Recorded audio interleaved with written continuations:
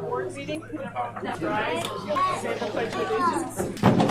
I pledge allegiance to the flag of the United States of America and to the republic for which it stands, one nation, under God, indivisible, with liberty and justice for all. I would recommend when we go to the agenda, move item 5, the recognitions, to before number 2, so that we can do the recognition, let that group get going, and then we can move on. Okay, so looking for a motion. I move that we accept the consent agenda, but move item 5 up to number 2. Second. It's been moved and seconded to approve the agenda with the amendment. All those in favor, please say aye. Or the general. I Just said the not okay, consent. sorry. Yeah. I just read them all. So all those in favor, please say aye. Aye. Opposed, same sign. Motion passes. Recognitions.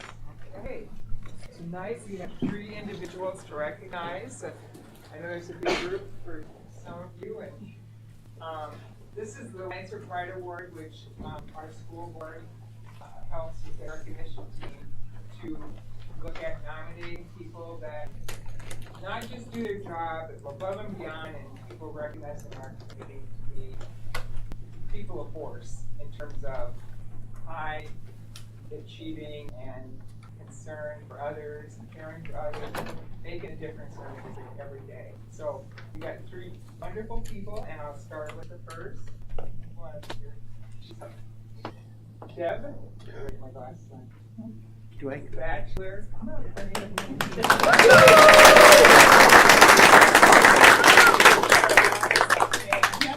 I'm going to read about you first, so everybody knows. She is a bus driver, and more than that, she's just an endearing person. Miss Debbie is such a blessing. Don't cry, because I'll start crying. She's such a blessing to everyone who rides her bus, and everyone actually who knows her. She greets them every single morning with a wonderful smile and such care and concern, and it starts their day off so positively. She knows these kids so well and takes time to build each positive relationship. She goes out of her way to get to know them and go find them and talk to them. Miss Debbie celebrates everything big and small. She's just an excitement to know. She means the world. Everybody means the world to her, and you're applying everything you mean the world to everyone. We love Miss Debbie so much that she deserves all the recognition for the positive difference she makes in the Northside School District. Miss Debbie positively impacts everyone she meets. She's a wonderful representative of Northside schools and shows so much love and kindness every single day. And she gives a positive experience to others every single day. Thank you for that.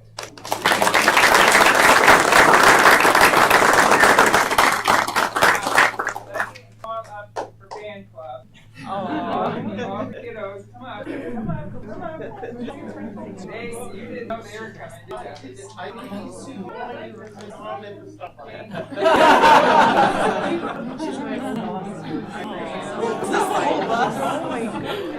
Yeah, pretty close.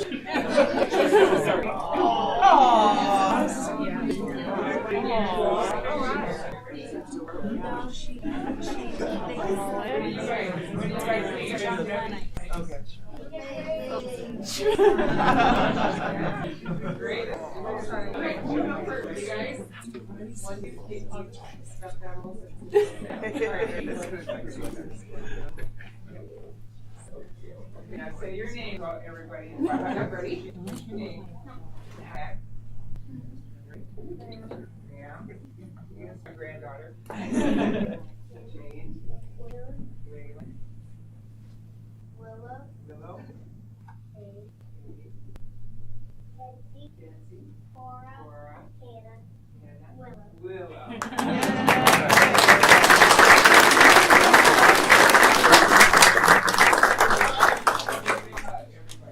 Oh boy. I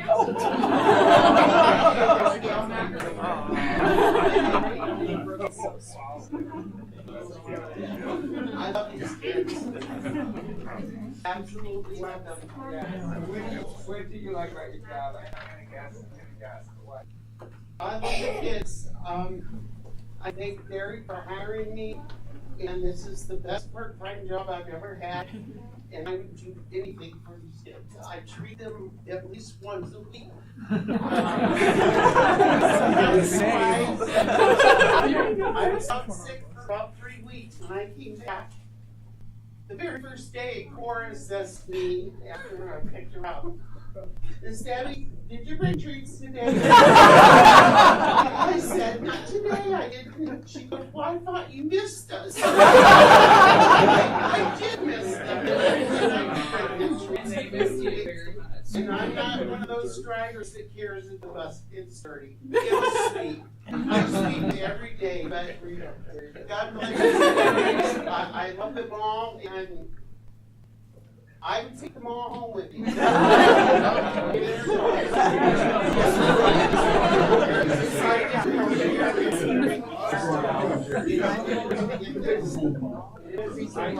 told Addie, my daughter, recognition. She's a force in this. She contacts Miss Delaney, who's another force, and then there it went. I really appreciate it. Thank you for what you do.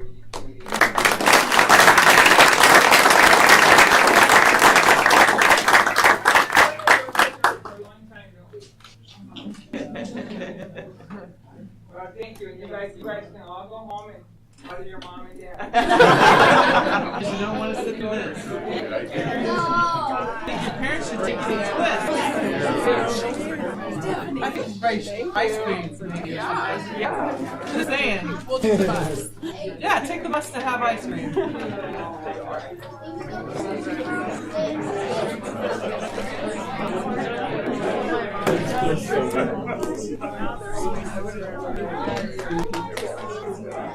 Thank you.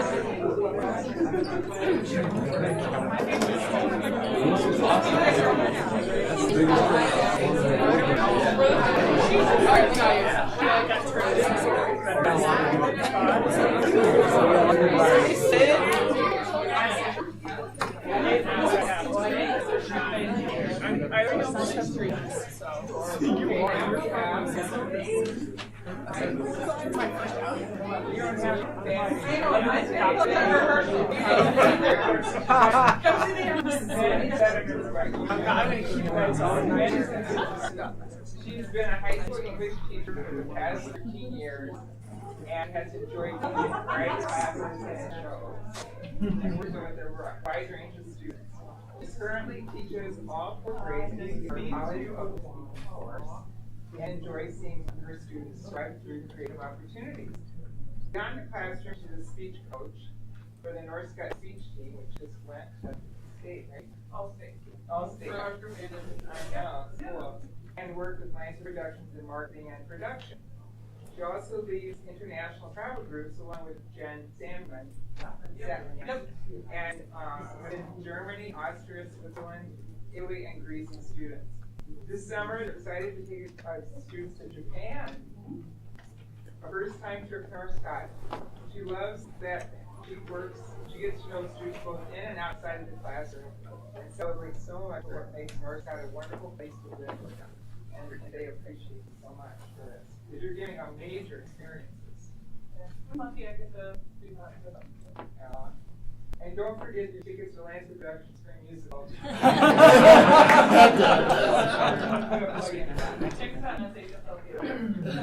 So we thank you for you.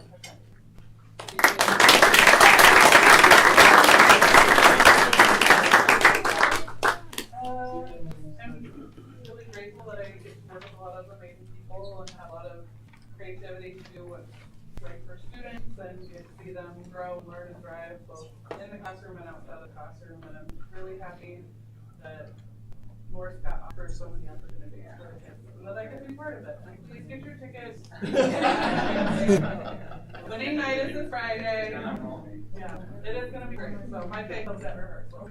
Yeah, I bet you follow your students too. What they do and graduate. Yeah, we have a couple people working professionally. One of our alumni was just here at the Adler Take for a Lot in Blue, the national tour. So a lot of other folks. So we're really lucky to be getting part of it. Thanks for helping. Thanks, Emily. Anybody else? What's been my favorite trip? Oh, we travel a lot because we get to do, I also take kids to internationals for theater, which when we would travel to Bloomington, Indiana, great every single time. I really liked our big trip to Germany, Austria, Switzerland was fantastic. We had a pretty large group that was a lot of really amazing kids. Greece and Italy was fun because it was a smaller group, and so I got to know those 5 kids really well. And we're all trying something new, so everyone's like, yeah, you're coming with me. Yeah. So it's just really exciting to see them see something new for the first time.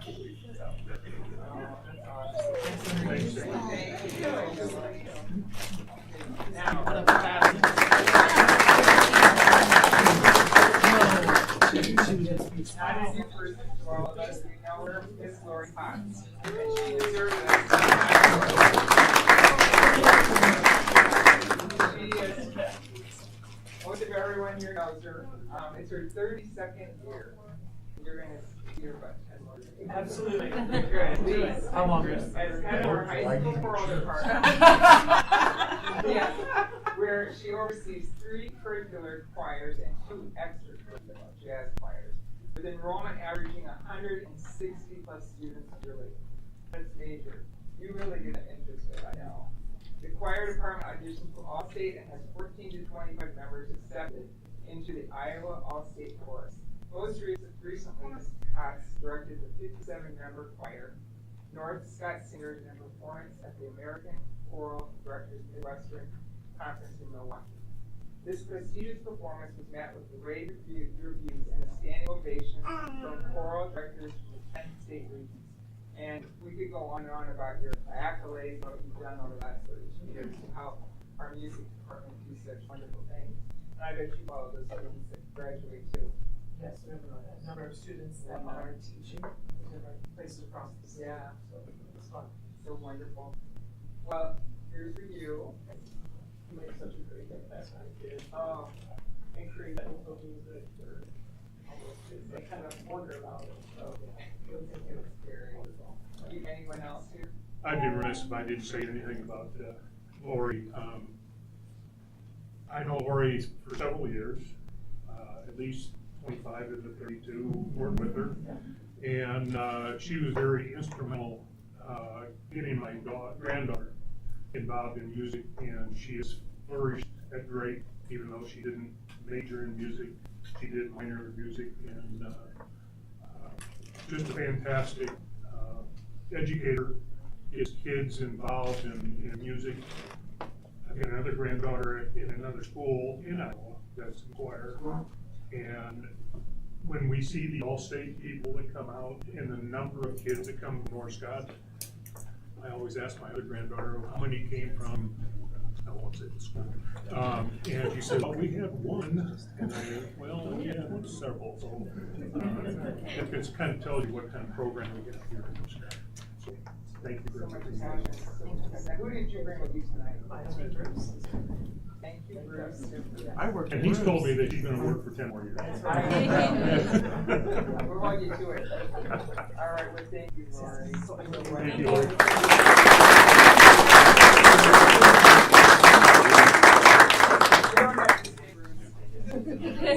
Got out of my board.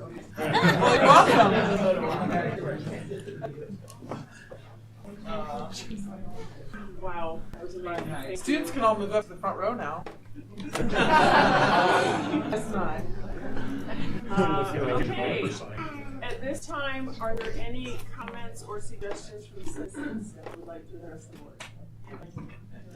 If anybody online wants to, you're welcome to go to our YouTube channel and put something in the comments, or you can reach out to any of us. If you reach out to Mr. Setting, he will let us know any communication and so on.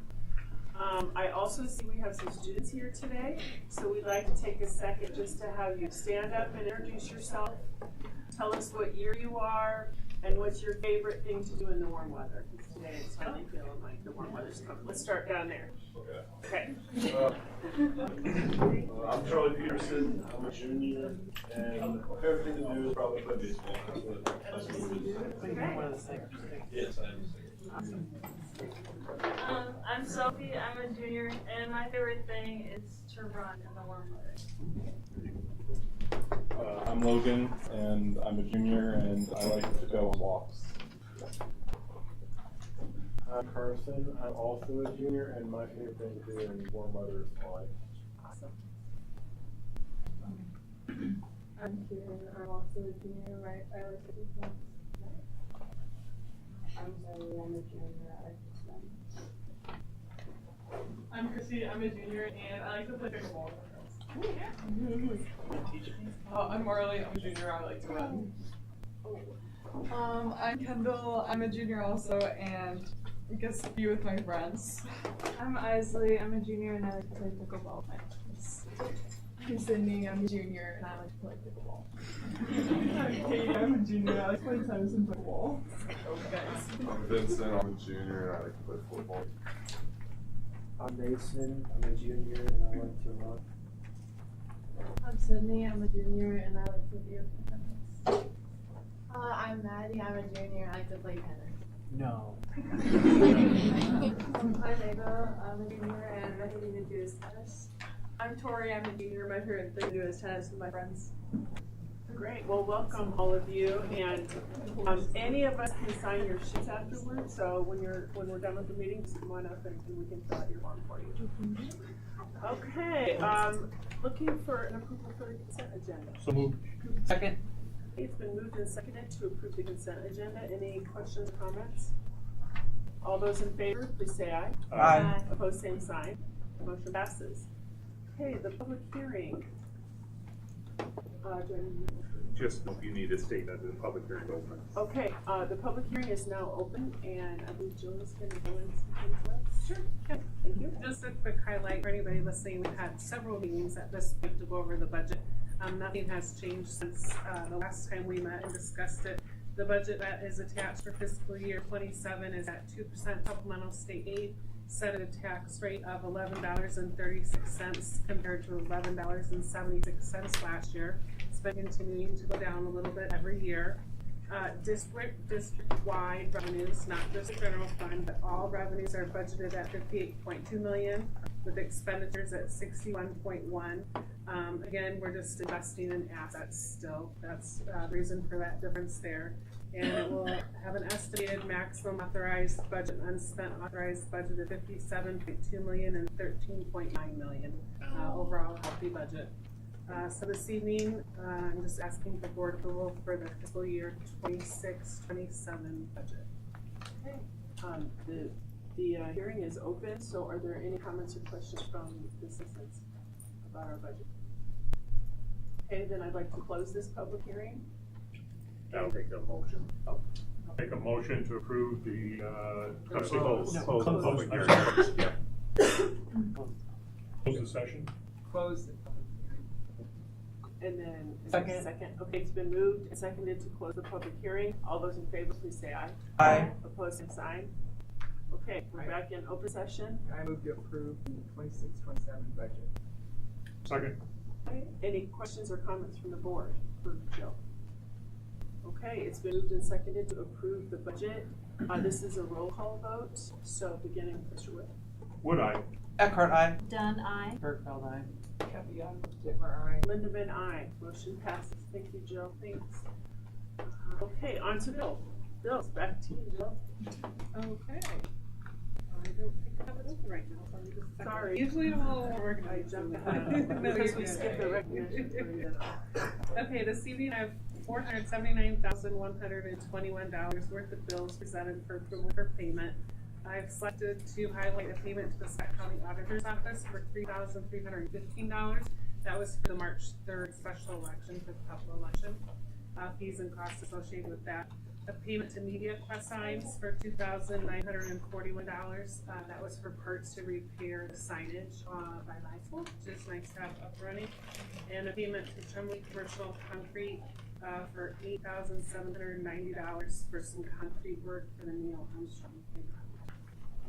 Thank you. Looking for a motion. Second. Okay, it's been moved and seconded. Questions? Well, is the concrete, does that also mean particular flooring? No, that was just the concrete. Part of their playground had broken off, and so they had to cut out, draw a straight line, cut it out, and re-pour that part that had broke. And so that's what that repair more. The surface is a lot more than that. Is that coming out of Pebble? Is that coming out of Pebble then, or? The Pearl. Pearl. Yeah, but that's our first, and they're done. Tim, you're done, right? Yeah, done. Okay. Yep, that was gonna be one of my report items. there you go. Stole my thunder. We'll see. Easter Sunday, they finished it, yep. Okay, thank you. Any other questions? Okay, it's been moved and seconded to pay the bills. All those in favor, please say aye. Aye. Opposed, same sign. Motion passes. Okay, no committee reports. On to the administrative reports, starting with Carrie. Our sixth grade get to celebrate their DARE graduation on Friday, and kind of a big shout out to Officer Garrett Johns for all his work with the students, and thank you to our PTO. They're going to provide students with admission to the trampoline park to celebrate and have some pizza and some drinks. So that's a big day for them. Tim. Well, the playground's done, so that was awesome. But they finished that up Easter Sunday. But on a larger note, we had our second annual dodgeball fundraiser through our PTO, and it was just a fun night. Over 400 people showed up that night. A lot of dodgeball was played. Every kid loves to hit their teacher or principal, right? So there's an extra incentive. So it was a fun night where the community comes out and we support each other. Just have a lot of fun playing dodgeball. And I wish Mr. Peterson or Sophie would have been there during those days, but we probably could have gone back at some point. So maybe I'll come back. Thank you. Chad. Yeah, this is kind of covers all the elementaries, but a big shout out to our teachers who took on the math beat. We had 48 sixth grade students who signed up to be a part of that. I know each school did a little bit differently. At Allen Shepherd, we had 11 students, and Mrs. Huber was our coach for that, and so they went out to the RIC and had the competition. It originally had ended. It used to be PDAA, but we kept it alive here in Scott, and the kids had a good opportunity there, and so wanted to shout out. We actually had a student who took first place in the team, our team that took first place overall. So. Very nice. Very nice. Kyle. On Friday night, we had our annual PTO bingo night, and we had a full gym. We also had we had over 30 raffle baskets, which is twice as many as we typically have, and so I lost my voice having to read out all the numbers and names for that. But we had a cakewalk, we had a 50-50 raffle, and we just had a great evening, lots of families, and then it's also fun just to see, grandparents, aunts, uncles, just people from the community coming in too.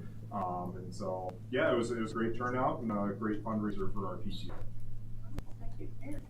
Yeah, so two things I want to highlight. Our third through sixth grade students just finished up ISASS testing, and again, we had great teamwork and support throughout the entire building. Our primary students always partner up with our intermediate students to encourage them to try their best on the test and help alleviate any anxiety.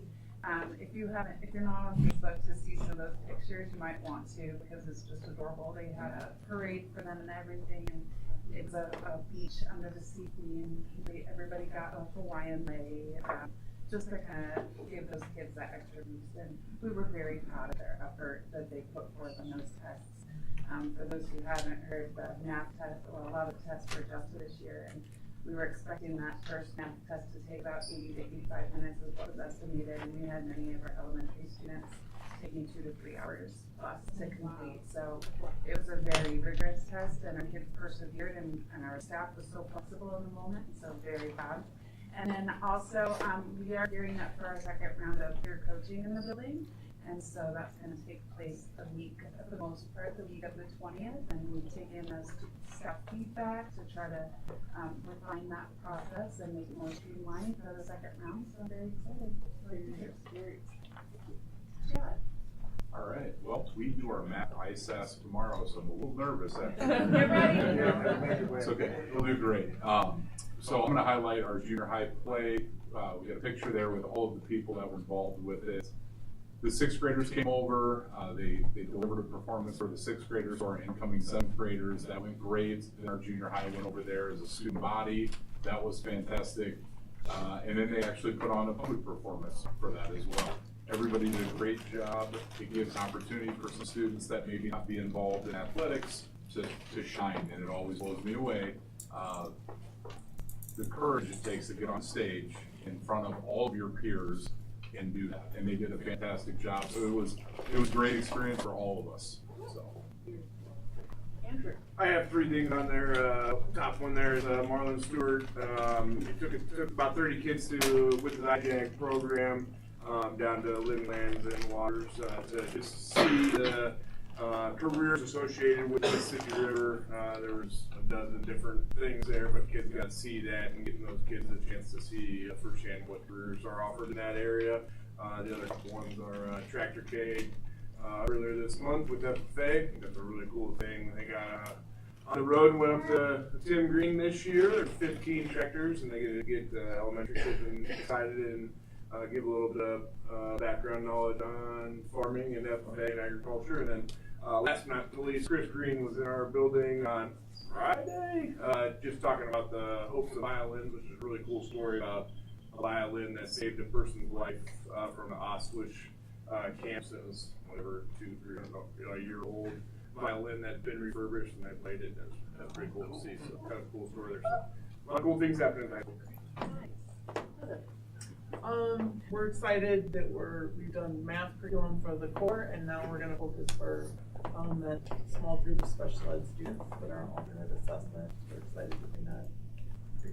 Great, thank you. Nicole?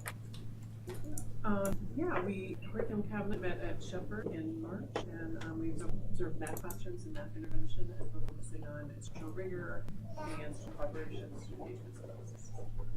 Present our recommendations usually. Thank you all for sharing with us. Sounds like exciting times. I can't believe we're in April. It's going down. It's crazy. You know, they talked a little bit about ISAPS. ISAPS is a huge undertaking. It is from Nicole getting it organized, test security, to getting the times allotted. And when they make adjustments like now I have 2 hours, because they don't time it anymore like you used to. You have 40 minutes, and if you don't get done, you miss them all. Kids can take as long. They give an approximate time, and you know, it's unfortunate some kids get done in 5 minutes, something, or 12 minutes. That should take 40 minutes, so we know then we're going to get really not a good score on that one. And then you also have kids who then, you know, how are they scoring after 2 hours of taking this test too? And so, but just for all of them in their buildings, it's a lot of work with teachers, principals, Nicole, everybody is working hard to make sure we meet the state requirements to get these tests. Thank you all for So thank you for all you do during we call it the testing season. And the kids are also kind of in the end of the year, it's hard to kind of focus on. You guys do a great job, so thank you. Okay, on to the safety committee presentation. Aaron. Good evening. I think one of 2 things has happened here. Either all my high schoolers knew we were doing safety security night and came out to see it, or they just know I don't like talking in front of people, so you're talking in front of people. So, for those who don't know me, I'm Aaron Schwartz. I'm associate principal of high school. I also oversee our district safety committee. And so I'm here tonight with some members of my team. Some are going to help me present, and some are here just as support and help. If you guys want to just raise your hand real quick, if you're part of the safety committee for our recognition. Thank you all for your work. So I'll give you a little background for the next slide. When we talk about the district safety team, what that means, what that's comprised of. And so basically we have 7 buildings, and each of those buildings has their own safety team. Those teams come together quarterly to meet, to go over safety needs and concerns, make decisions, make plans as a district, and then carry those back again to their building level areas. That group in total is 44 teachers, support staff, administration, first responders, and community members. So it's not just school district employees. We work really hard to build relationships with our first responders, medic, chief of the fire department, obviously the police department here in town, as well as Scott County, and really spreading our reach to help obtain the knowledge we need to help keep our kids safe. So like I mentioned here, we do meet quarterly. We do have subgroups as a result of that meet more often when we have needs identified and things that we need to take care of. One of those being tonight's presentation. And then our purpose that we met on at the beginning of last year is there so you can all see it. The thing I would say is when I talk to the high schoolers, I think most of you talking about safety have probably heard this. But I think our goal every single day is to send 100% of our students and our staff home safely to their loved ones. And I think when I speak for my safety team, that is a goal that we all take very personally. So I did put my contact information up there. If you do have comments, questions, concerns, I'm going to run out of here pretty quick tonight because I'm going to try to make a varsity soccer match in Clinton. But obviously I'm always open to discuss anything, answer any questions. So if you don't get me tonight, I have that information there for you at any time. Do not hesitate to reach out. So first step in obviously keeping our building safe is our yearly trainings. The things that this team oversees to ensure our students, our staff have the knowledge to keep the building safe, to keep themselves safe. So you have your typical ones that I think everybody is aware of. They're outlined for you. Again, we did do the informed fire. That is something that North Scott championed with the state. We are getting that to other districts, which means instead of just walking out when you hear a fire alarm, you make a good decision. That's why we'll do all. Obviously, again, the tornado ALS, the different times we do it for secondary versus elementary, and then obviously our bus safety, which we had, I believe, 2 weeks ago. Some that you may not be aware of that we have offered in the building recently is we do Stop the Bleed training. We've done that a couple times over the last few years. That goes along with us having the trauma kits located in all of our classrooms in our building, so the red bags you see everywhere. We have offered CPR training to staff. It's a hands-on training so that we have staff able to do that along with first aid. And the one that I'm most proud of here, and I will give credit to Wendy Peterson, the high school nurse, bringing Project Adam to our district, which is AED training in case of a cardiac emergency. A couple other things that we are just working on right now that you'll hear probably throughout this presentation is we did just a few months ago introduce the SRP, which stands for Standard Response Protocol, to help us maintain consistent terminology across the district and across our buildings, which helps in our response in keeping people safe. And next year we are working towards the SRM, which is the Standard Reunification Method, as we are updating our reunification policy. The things you know about both of those is they are through the I Love You Guys Foundation. And so they are a great proponent of school safety. They have a ton of resources and they're good at standard. And so we as a district are going to make sure that we are up to that standard.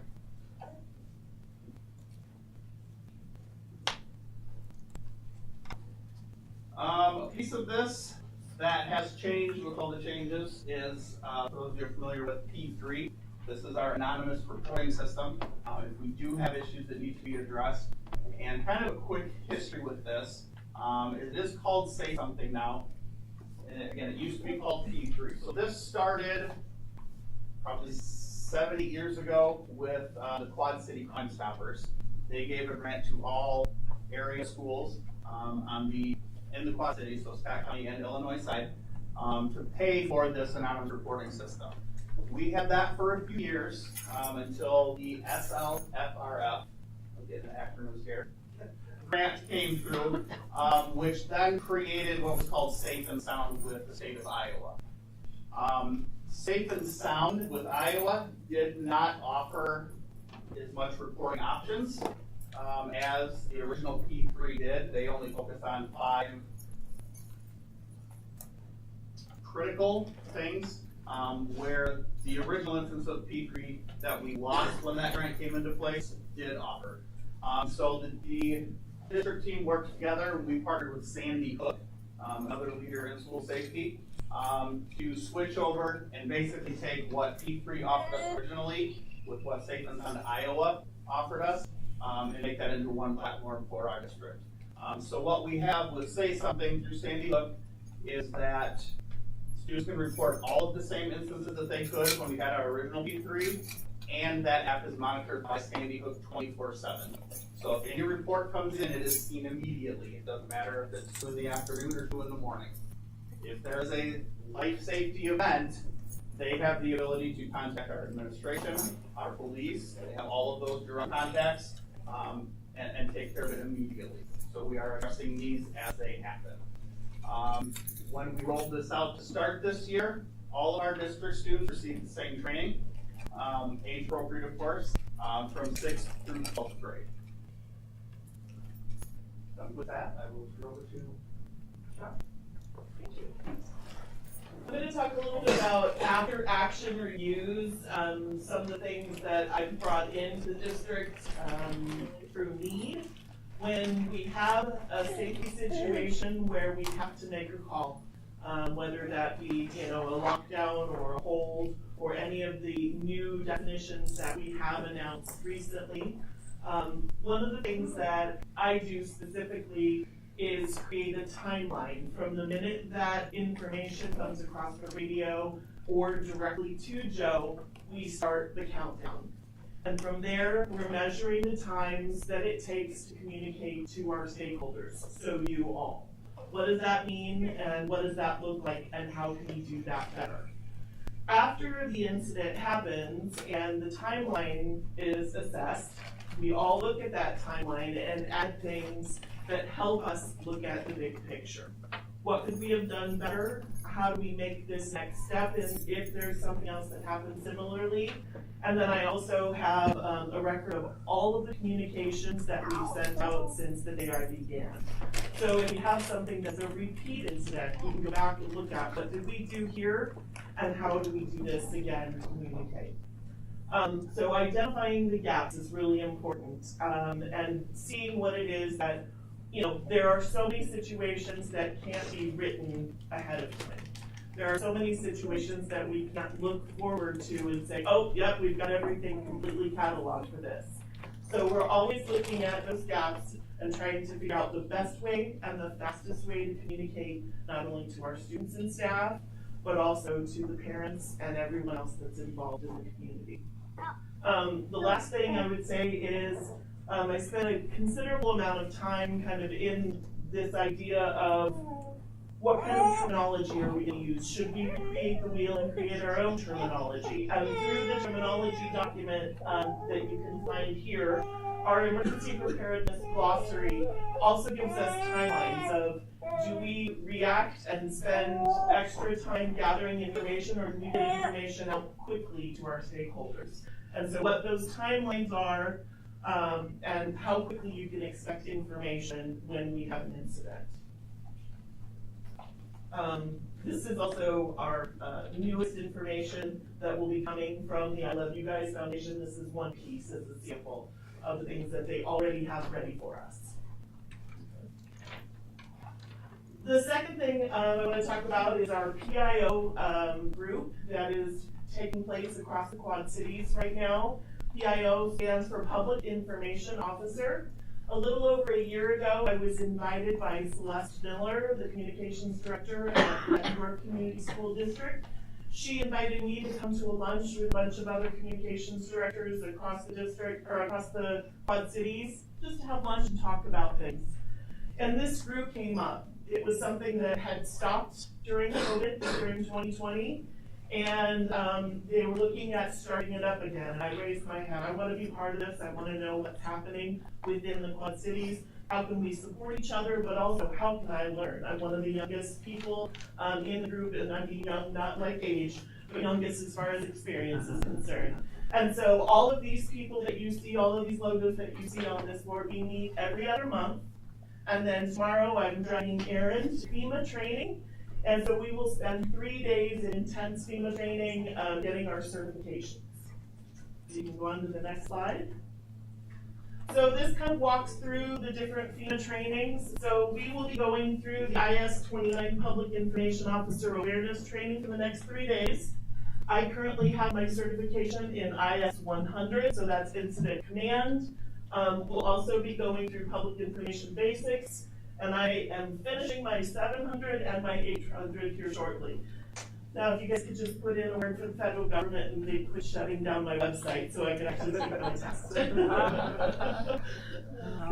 But I would say that the FEMA trainings prepare you for terminology, but also after I finished my first 100C, I knew where those holes were and what we needed to do to be able to make the next event, heaven forbid we have it, better, and how to communicate better, and who I need to point to for leadership and say, hey, I need some help here, and we need to continue to communicate quickly. I think that's it. Okay.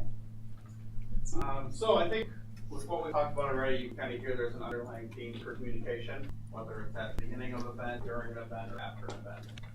That's one thing the team has really worked on.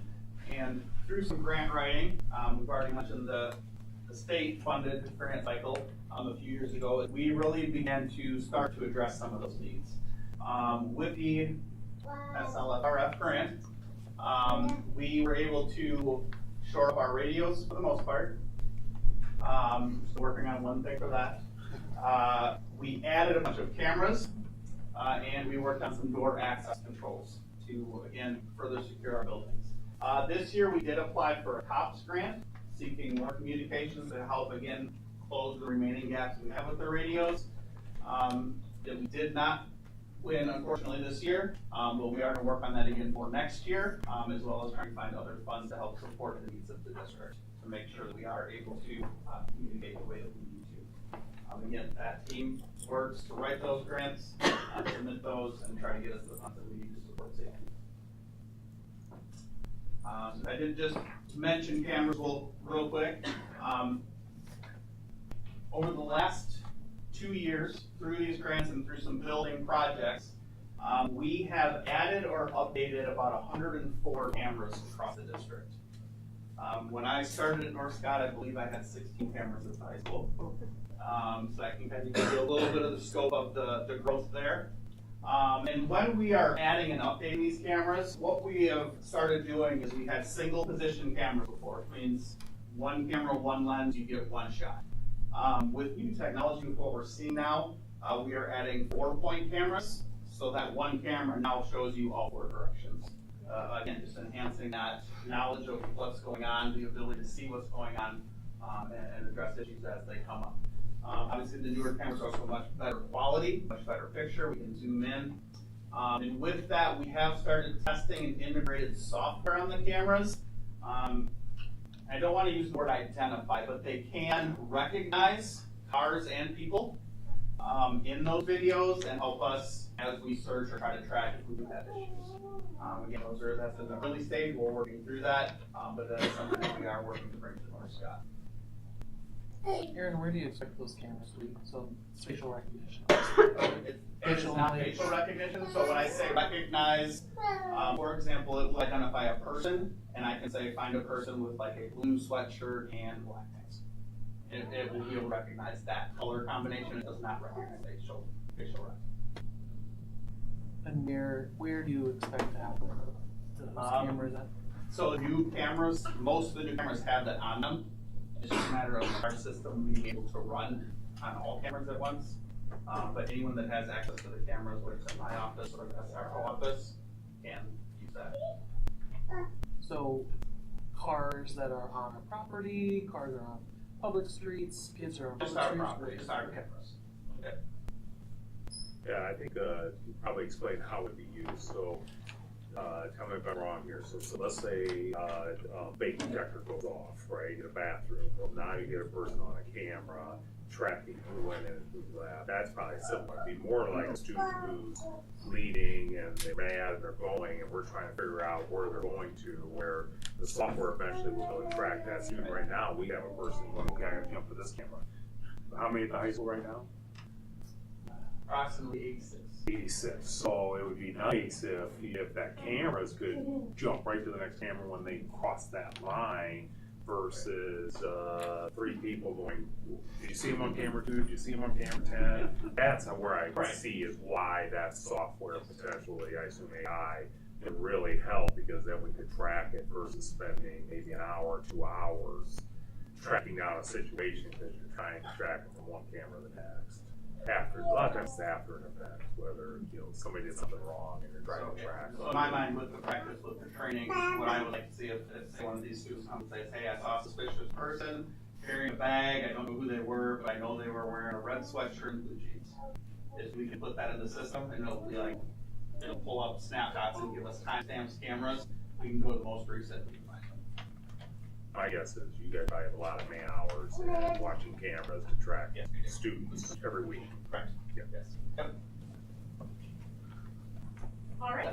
The next slide, as Aaron mentioned, one of our big missions as our safety team is making sure that we're not only communicating to our stakeholders out in the community and making sure that everyone is aware of our protocols, but we also want to make sure our students are feeling equipped within the building as well, and the teachers are a huge part of that.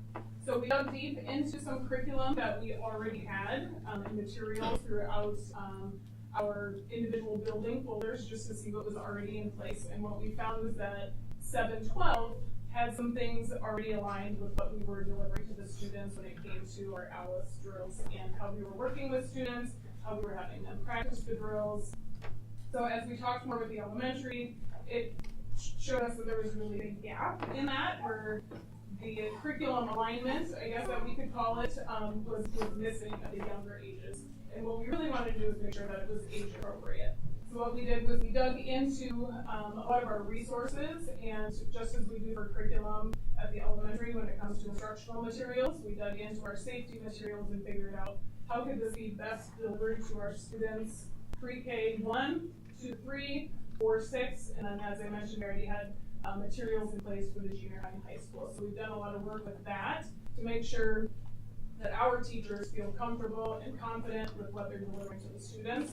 So in the event that there is an emergency, they're equipped and have that knowledge. So the work that we need to continue to do is to shore up that curriculum and figure out how we can best deliver that to the students throughout the school year in a timely manner. Because we have students moving into the district, moving out of the district, so we want to make sure as they come in as pre-K and hopefully leave us as 12th graders, they have a clear understanding of our safety protocols. The next part is classroom doors. That was also something as we had our discussions that we realized was not consistent throughout our district. 712 consistently keeps their doors locked all the time, not just exterior doors, but interior doors. We have policies throughout our building that anytime the bell rings and students are in the classroom, the doors are locked. So yes, it does become a little bit of a headache hearing all the doors knocking and asking students to get up and let somebody in. But we feel that this is the best safety protocol to make sure everybody feels safe in the classroom setting.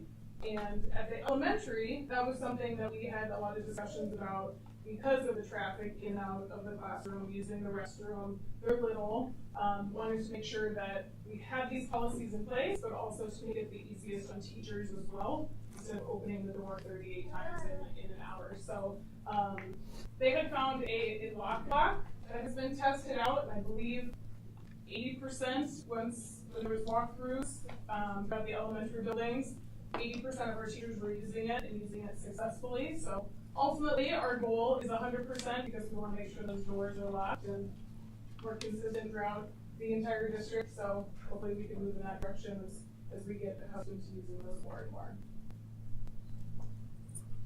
All right, and the next piece is reunification. This is something that we had practiced a couple summers ago as a district to kind of have some tabletop discussions and then fully implement a reunification process. Through that process that we went through a couple summers ago, we found that we did have a lot of gaps, and one of the biggest gaps was that reunification process. After the emergency takes place, where does everyone go and what is the process for the parents and stakeholders to move forward from that?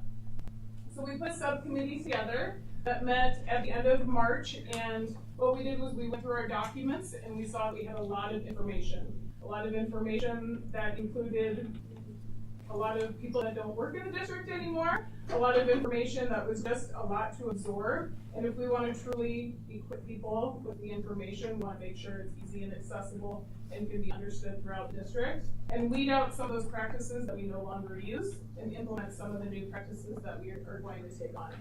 So with that being said, after going through some of those documents, the I Love You Guys Foundation really had everything laid out nice and clear for us. instead of reinventing the wheel, we thought, you know what, this is an amazing resource that we could adopt a lot of the materials from. So looking at that, our subcommittee sat down and laid out a plan for our future work of what we already have in place, what we need, what our next steps are as that subcommittee, and how we're going to roll that out in the next coming months. So when school starts in August, we have a plan to deliver that to teachers. So what we did was to plan and organize by identifying the roles and responsibilities.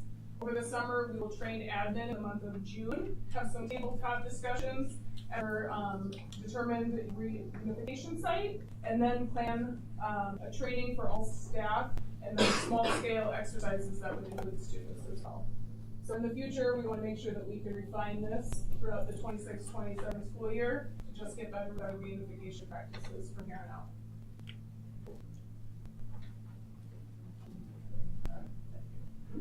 So that reunification piece is probably the biggest upcoming work that we have as a district safety team. And so again, that work has been started. The plan is in place to be prepared for next year when students come in. Just some things for you to be aware of that we have on our radar for next year, obviously doing that and doing that well, which again includes that standard response protocol and the standard reunification method from the I Love You Guys Foundation. We are also going to take some time to update our emergency operations plan, the EOP for the district, that guides us in any response to an emergency. And then we're going to continue our work that we started this year on increased stakeholder education, awareness, and again, that communication. And with all the students here, I want to be very clear that you guys are stakeholders in this, so you will be a part of this. And we look forward to that. So, with that, are there any questions? I'm going to introduce Officer Schwartz. Oh, you can introduce yourself. As y'all know, I'm pretty shy. So. You're a big part of this. Yes, he is. He's done a wonderful job coordinating and working throughout the district this year with a couple other retired officers around our elementary, keeping them safe. So thank you for that. Yeah, just a reminder, this is the first year that all 5 elementaries, we have one FTE that rotates randomly to each building, spending a day, not just providing that security around the building, but also working with the staff and looking for things that says, hey, we need to improve on this, and then working with the team to make sure those get done. So that's been a big asset, having it for all 5 elementaries. 4 elementaries, right? Or do you know you're doing 5? All 5, you're doing all 5. Plus, it also frees up the SRO with primarily high school with some junior high. So it's really balance that out for us a little bit. So. And with the reunification plan, that be communicated to everybody ahead of time, like the location and the process, like to everybody, or is that something you don't reveal? That'll be part of our training. Just like, so currently we do the healthy walk each year at the high school, and that's how we get our kids. This is where we go, how we get there. So the families will know something happened where. That's not something we typically put out to families, that's but the students would be aware, and I'm sure some of them through conversations might share that, but it's not something we just put out there. Probably the toughest part of planning for it, because you really can't, especially at the secondary level with Atlas, right? Tell everybody to actually go to a place, and then the place could get blocked off, right? If we're using the church and you can't go that direction, then you gotta get someplace else, right? So we can plan to the best of our abilities and think about that this is our goal, but we also know accountability after a major incident, especially at the secondary level, is one of the most difficult parts of any bad situation. That's kind of what I was thinking, and so I didn't know if families asked, but it's something that sometimes it's not until it happens will we know. Yeah, so at the high school, we always preach survivability over accountability, and we want you to survive, be safe. We will be accountable at some point. It may take an hour, it may take a day, but we have ideas for how we reach out to students who don't make it to the education site. Other questions? You mentioned the buildings in the very beginning. Is the RIC included, or is that handled a different way? RIC is included, Okay. and I guess by default, I consider RIC as an extension of the high school. Oh, okay. Yep. Okay. But yes, that is there included. Anything else? Just a comment. I know, like, I don't know, maybe it's over the last year. There's some confusion in the beginning about, what is hold, what does whatever mean. You guys have done a really great job I felt like the last 2 or 3 times, I don't know, we got communication was spot on. It was this is what we're going through, this is what this means, and then, you know, this is clear, whatever. So, good job, and I think there's really not a lot of questions that a parent, well, I mean, they have questions, but you laid it all out there, what it means and what the protocol is and where you're at in the process. So, good job, both. Good job, Michelle. I agree with that, Molly. Good job, Michelle. Thanks to all of you for all of the time. It's unfortunate that we have to think about these things, but that's where we're at in today's world. So thank you for the time and for sharing this with us. And thank you. And again, my contact information is in that slideshow. Never hesitate to reach out. Well, I do have a question. In the emergency operation plan, how often do you guys audit that? That's what we're building a rotation as part of our work for next year. Okay. To make it systemic. Okay, I think we've updated in the past, but it hasn't been systemic, so we're going to come up with a plan for what that looks like regular. So those auditors will be people you guys choose, and they'll be trained to audit. Yeah, it'll be our reunification, our district safety training. Yeah, no, that's fine. And then, is there anything you need from us on the board in terms of, like the cameras, things like this, that are we not getting because of funds? I would be happy if you'd like to talk to my team, and I can submit like a list to you, Joe, of things we potentially need. I knew he's gonna go right to budget. I ask it because safety is number 1, and we just don't want to say it, we want to show it. If we're missing a camera because of money, I mean, that concerns me too. Yeah, so I would love to see that. Yeah, my mind's we got wise, lucky I don't want with the vulnerabilities out there. we talked about the terminology of it. We have $50,000 per building 3-4 years ago now from the state. That really is what we updated. Like you said, how many cameras we have in the total district. There's not much anymore that's not covered. Parking lot, buildings. It's really getting them upgraded to newer technology, just more, but just the clarity that you can get out to see something is amazing. Just one comment. The board got a message, I don't know, several months ago or whatever, from a parent that said if you're questioning whether the drills and things are effective, their child who had gone was like a TA at one of the universities that had an incident and was able to, in that classroom that that person was in, not everybody has this training that you guys do. So they said they were able to keep the class calm until, I mean, this was an event you can read on a major university that happened last year or something.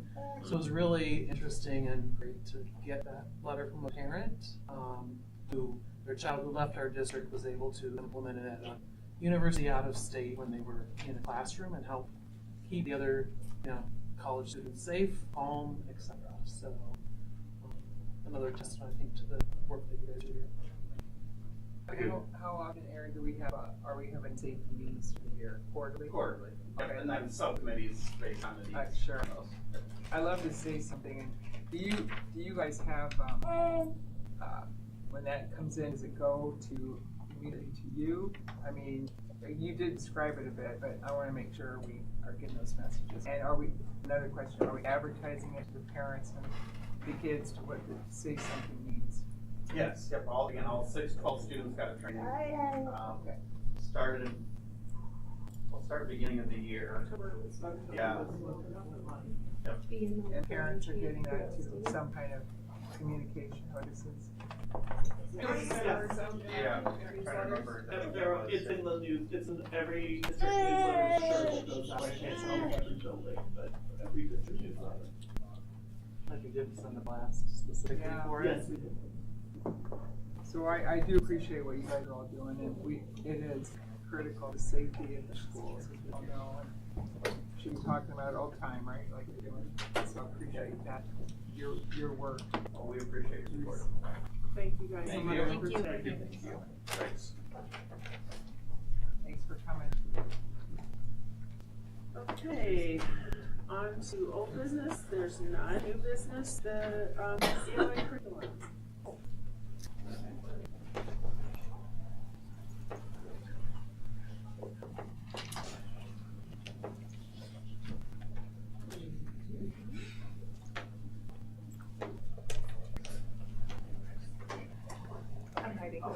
Do you really want me to stand up with you? Courtney is here representing as well. So, Fishing Education has been working on curriculum adoption for just about 2 years now, so it's been a lengthy process. So tonight I'm going to talk a little bit about our why, the process of our recommendation, how we arrived at that, what our recommendation is. I'll explain a little bit about the curriculum, and then I'll talk a little bit about next steps. So our why, it's really important for us to have what we call a GVC, that's a guaranteed and viable curriculum, meaning basically that no matter what your student is in, what classroom your student is in, we can be assured your student is going to have an equitable, similar experience. Not that your teacher is going to teach you exactly the same, but they'll have that same basic foundational experience. So as part of the reason that we move forward to looking at a curriculum adoption for ELA. Additionally, we want to make sure that we improve our student outcomes, especially that growth. You've seen that data, and our growth is not quite where we'd like it to be, so that's the focus of this as well. And then lastly, we want to make sure we support our new and veteran teachers. Having a curriculum that they can rely on really helps our new teachers come into this. So when the team got together, our K-6 team made up a number of teachers, at least 2 each grade level, instructional coaches, and administrators. We looked at data, we looked at our FAST and our ISASS proficiency data, which you've seen that in December, January, and our ISASS growth data. So we took a hard look at that data. The team also examined state initiative. Of course, we have the Iowa Core, the literacy standards changed and recently revised, and the Iowa Comprehensive Literacy Plan. Those of you who are in Curriculum Academy have seen that literacy plan. The literacy plan lays out some short-term, mid-range, and long-term goals. And one of the short-term goals of this Iowa Comprehensive Literacy Plan is adopting high-quality instructional material. So we're right in line with the state initiative there. We also looked at student feedback and teacher feedback, because we had a lot of discussions about the text being engaging topics, and then some just the quality of the different materials, as well as some teacher feedback about the standards being integrated and things like that. So this was part of our conversation when we got together to look over what our options were. So after having a lot of in-depth conversation, what the team landed on was recommending putting Mifflin Park Courts into reading and into literature, both because into reading is being recommended K-5 and then into literature at the 6th grade level. So what is HMH? So when we think about into reading and into literature, the lessons are really split up into 2 different segments, if you will. There's a whole class instructional piece, and then there's this small group piece where teachers can really dial into student needs. And the large group piece really works on foundational skills, reading and vocabulary, and writing and grammar. And these individual skills are really set within these pieces of building knowledge. And I'm going to dig into this here in just a second. And of course, like I said, these small group activities are making sure all of our students can grow. So think about that knowledge building. This is something that's kind of become new in the world of literacy, I would say, just over the last few years, thinking about how can we not only teach kids to read, but how can we build their knowledge while they're learning to read. So in HMH, into reading and into literature, this is kindergarten, 1st grade, 2nd grade, and on down. These are the unit topics. And so they've highlighted here this one, for example, this is animal habitats in kindergarten. They also pick an animal topic in 1st grade, 2nd grade, 3rd grade, 4th grade, and so on. So it really is carrying through this knowledge for students all the way K-5. Again, building that knowledge while they're learning to read. You can also see in here science and social studies topics. So each of these in kindergarten is either a science or social studies topic. So kind of getting our bang for, what we're paying for our money that we have with our students. So this is just a general overview of topics across the curriculum. And this here is just an example. This is story structure, but you can see the concepts in into reading and into literature spiral throughout the year. So story structure is taught 6 different times throughout the year. Students at the beginning of the year, we're saying something a little less complex. And as we go throughout the year, when we get to the end of the year, they're learning story structure in more complex texts and in more complex ways. previously, implementing with integrity. So HMH has multiple different strands, if you will, that we, the students will be able to experience, and talk about these a little bit, that building knowledge and language. So really heavy focus on knowledge and vocabulary here. Those foundational skills that our kids need to learn how to read, that learning, decoding text, sounding out words, just reading the vocabulary, and then focus on writing and components of the literacy block. So that's a little bit about HMH, but what does it mean to adopt? So we know we have a recommendation, but what does this mean? So our vision for curriculum, you've seen this with math, we want to implement with integrity. When we purchase something, we want to make sure that we're using those critical components that it was designed around. We have a rubric, we use this Ed Reports rubric. That's a really rigorous rubric that we know and report. We know that HMH was run through, and it was all green, meaning it had really high scores on the Ed Reports rubric. And so we want to make sure that we're using those important pieces that made it all green on this rubric. For implementation support, we want to make sure that our staff have the necessary knowledge to implement the resource to the degree that it needs to be, and of course that we're responsive to our student needs. So integrity, like I said, there are critical components that interreading and interliterature were designed with, so we want to make sure that we're using those. So we'll have a team together and decide, okay, what are those critical components we need to make sure that teachers are using and that they know how to use. And then sticking with that rubric again, making sure that those critical components are used so that we don't drift from the, that all green, that high score that we achieved on that rubric. So our next steps. First, we'll order the materials if this is approved this evening. We have a K-6 team that's been working again for the last 2 years. They'll meet in April and May for approximately 8 hours and do some forward planning. That team is made up of teachers, instructional coaches, and administrators. We'll establish again those critical components, and we'll pace out our implementation.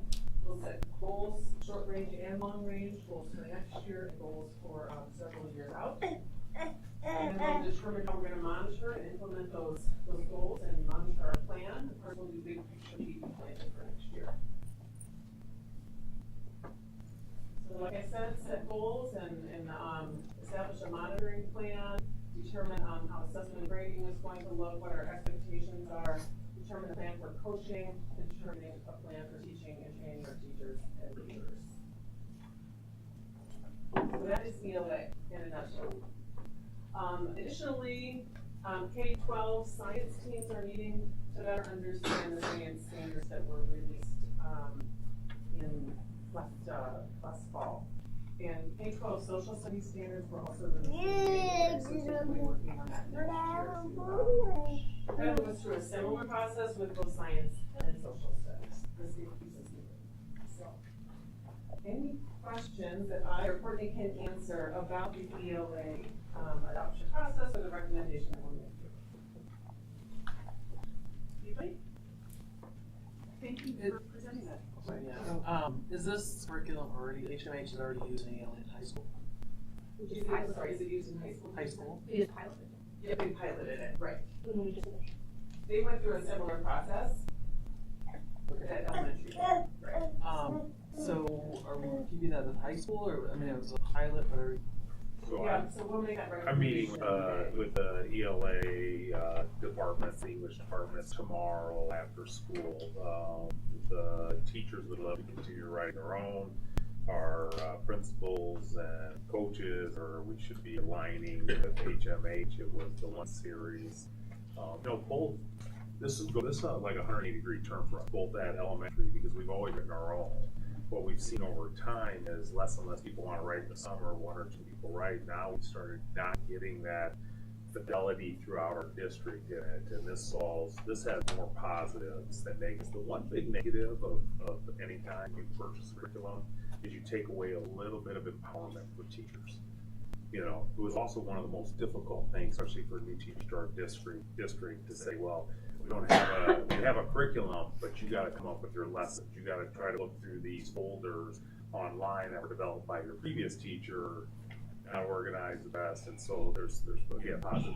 But next meeting we'll be making a recommendation one way or another for high school. But if we were going to adopt, it would be HMH and then it would be K-12. The other interesting thing at my meeting last week with all superintendents, the EAA came right out and said, next year we need to do more support for ELA adoptions, because adoptions for ELA are happening all over the place. And they've never seen this many secondary and high schools adopting a curriculum. And they want to know as an AA is how can we help support this much curriculum adoption that's starting to happen. So I'm assuming, like, you guys are doing letters training and that I'm assuming it's fitting into that kind of same methodology or same core type teaching. Yes, it is. And HMH is the one that's on the state's approved contracted list. So it's gone through the state's approval process as well. What do you think are going to be the grades that struggle the most with it? So if we're talking about getting rigor in or whatever, then there's probably some areas that they struggle a little bit more in. Do you see some of the grades that where it might be more challenging to get them up to where they need to be to where you guys would expect them? I think being back to back with math is going to be a little bit of a challenge for everybody. I think about both ends really with this kind of thing. It's just that foundation and the learning thing and everything is new for our kindergartners. So in some respects it's easier for them because they don't know they don't know. They're really used to that. And our sixth graders are used to, they've had 5 years of the way we've always done it. So I think this will be a big shift for them. But we got a lot of good feedback from the kids. They liked the text. They thought it was engaging. They thought it was interesting. So, I really can't pick a specific grade to say I think this is going to be part of the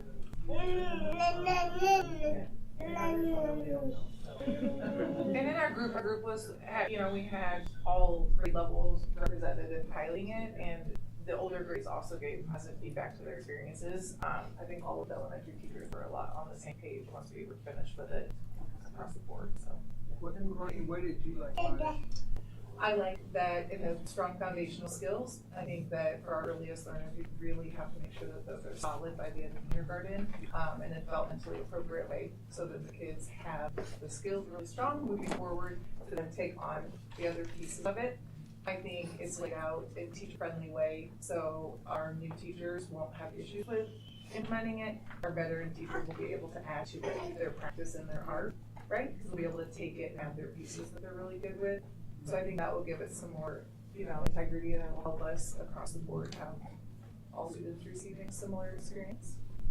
Year one is always tough because you don't know what you don't know, and I would say pace is always one of the biggest things when you're adopting curriculum or math. And just because we had math for 1 year doesn't mean it's implemented yet, right? This year, our goal, our principles, and we talked about this year we really wanted to make sure we were using our math curriculum. We weren't evaluating it through walkthroughs and stuff on quality. So next year, when we start evaluating math, which we have to continue to do and be in the classrooms, help provide support, but we're gonna start looking for the quality, the depth of the math series. Now you have this, an ELA series. We gotta make sure people are, you don't want people to shut their door and just teach what they want to teach. That's not what's best for kids. So we're gonna be supporting 2 at one time, and that's a lot for elementary teacher who teaches all 4 core subject areas. And so when you say what's gonna be hardest, we don't know quite that, but I know pacing will be. Pacing will be one of the hardest conversations they have because what you think is gonna happen may not happen. And, but the second year feel a little better, third year, and there's no perfect curriculum. The last thing we can do is start tearing apart a curriculum in the first couple years of the year. There is no perfect. There is going to be things that you go, this article really isn't work for this. We probably need to look at it. We need to do that together. We're going to have fidelity at 5 elementaries where you have multiple teachers teach at secondary level. Again, you can't let them shut their door and do what they want to do, and then that spiraling doesn't work. And so that's the job of all of these individuals and our coaches.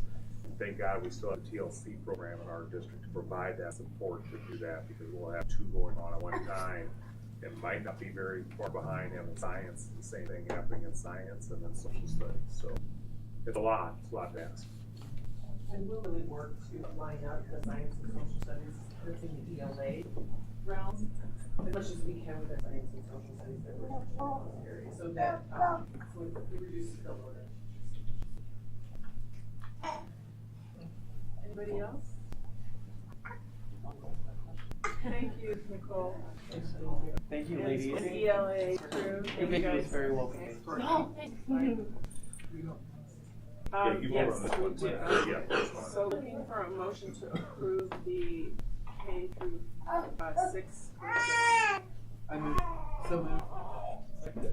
It's been moved and seconded to approve the suggested curriculum. Any comments or questions? All those in favor, please say aye. Aye. Opposed, same sign. Motion passes. Thank you, guys.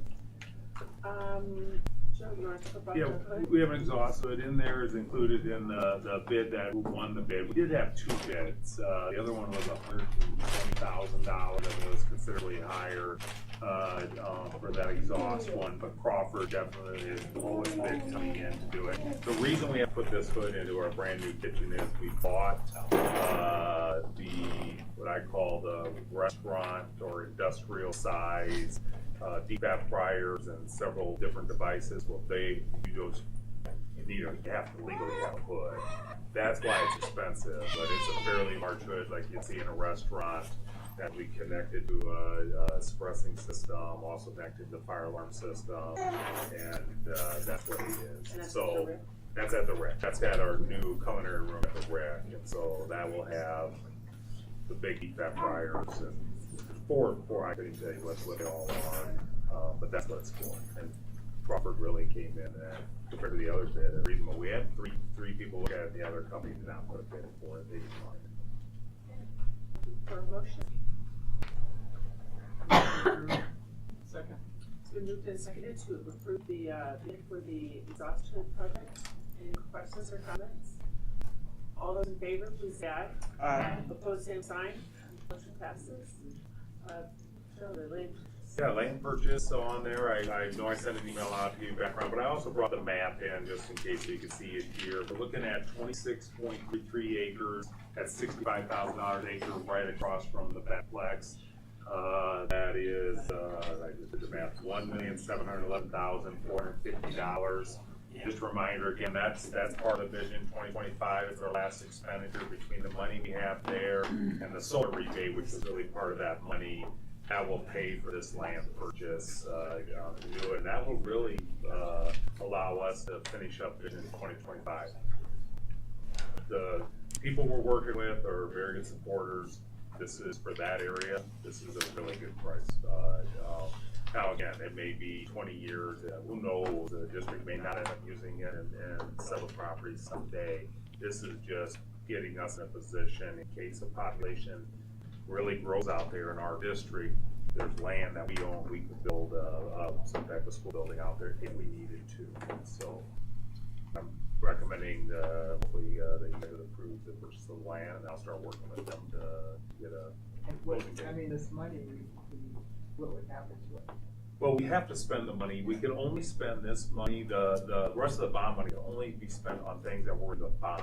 So we could do energy savings. We're done with solar. That makes sense. Solar within the Eldridge and Longbrook did not make financial sense to do. We would have to look at other energy saving projects we've had. We probably would have a little bit of difficult time trying to figure out $1.7 million. It works out really well. You know, it accomplishes everything that we told the voters we wanted to do with bond money. I just wanted to explain that. Yeah, it couldn't be put into general fund. It could be used for just any new project, any of our current projects, like the auditorium or the orchestra room. You could not use it for the orchestra room. You couldn't use it for any of those. It has to be used either for this land purchase or any other item that was in the bond statement that we made. And the money has to be used by the end of this year. I'd like to use it by the time she leaves personally, but yes, January 1st is what we were shooting for. But to wrap this up would be very, very nice to do too. That's just the side benefit. I'm trying to leave lots of things. I for one appreciate your forward So you're not thinking. looking for a motion? We are, yeah, we're looking for a motion to approve. But I want to say, I appreciate your forward thinking because you've really been working hard trying to see you guys to work on this. And whether it's to go to another school someday or to have that as an investment, you know, you wouldn't have the RC if you didn't have that vision. So I appreciate that. I think this is very board smart. with Vision 2025 with the 40 acres in this, none of us will probably ever be the ones making the decision on that property. But what I do know is, when a building needs to be built, if we don't own anything, it's gonna be a heck of a lot more expensive in the future. And, at least you have, the future leaders, future school boards have options now that they wouldn't have if it wasn't for you guys supporting and doing these things, so. Thank you, Joe. Looking for a motion. I move to purchase the land. Second. It's been moved and seconded to approve this land purchase. Any other questions or comments? Okay, all those in favor, please say aye. Aye. Opposed, same sign. Motion passes. Thank you. All right, thank you. Okay, on to the superintendent's report. Yeah, enrollment reports in there. Legislative thing, probably the two big things. The Senate did pass property tax. It's going to the House. The House isn't even opposed to the Senate. Who knows where this is going to end up? The big concern I have with the Senate one is they would take our federal and lower it by 30%. So, and I think they said both levels last fall were exempt. Our spring one would not have been exempt from that. And so, we gotta just watch these property tax, what happens. And I believe the House is still looking for another $7 million for hourly employees to do that stipend. And there's $7 million already. I would take it back to $14 million and get it back to what we've done the last 2 years for hourly employees with that. And so, and they should, they're trying to wrap up the session, but eminent domain and property tax could make the session go a very long time. It might not be the budget because there are only $50 million separated between the three of them on the budget, and if that's a big budget, that's not a lot of money. That could easily be overcome. Those two items are huge, so it could take them a long time. Hiring process, Thursday, we are interviewing for the both principal positions. We have that group at Ed White, we have a group at Allen Shepherd, and then we have an administrative board group here. And so with 3 candidates in the morning, we'll rotate in the morning, 3 candidates in the afternoon. And then I'll start working tomorrow on setting up business manager ones. I'm looking at the week of the 27th through the 1st, probably Tuesday, Wednesday, Thursday of that week. If you want to be on it and you're able to make it during the day for that, please let me know, email me so I get whatever board members want to be on there. But we'll put a committee here that'll do it here at central office. But we're ready to get those set up now too. Public forum tomorrow in McCausland. Who can go? To be sure. I'm maybe, but I can probably closer to yes. Closer to yes. Okay, Joni's a yes. No. Okay. You're not allowed. I'm not sure if I can. No, swing it. you're fine. No. You're fine. Don't go. We'll be there tomorrow. That one won't be very long. And then the last one, May 14th in Princeton. So I know that got moved, so please remember that. And then just, I know we're gonna be going to closed session, but remember, we have an exempt session. You don't have to we put it in just so people say it. At the beginning of closed session, I'll hold an exempt session on negotiations, so I want to make sure we're all on the same page for that. So at this point, we can have the students, they don't say. Do we have board comments? Oh, yeah, sorry. Yeah, you have board comments, and then I know we're gonna go closed session, but instead of waiting to the end of the meeting, they'll sign your stuff before we go to closed session. So one more thing before you guys can get that. So comments and correspondence on the board. I had a really fun opportunity. I taught JA at, I'm starting my 5 weeks of JA at Neil Armstrong, Mrs. Hodge. And one of the little boys, I told him, I said, one of my jobs is I'm one of your school board members.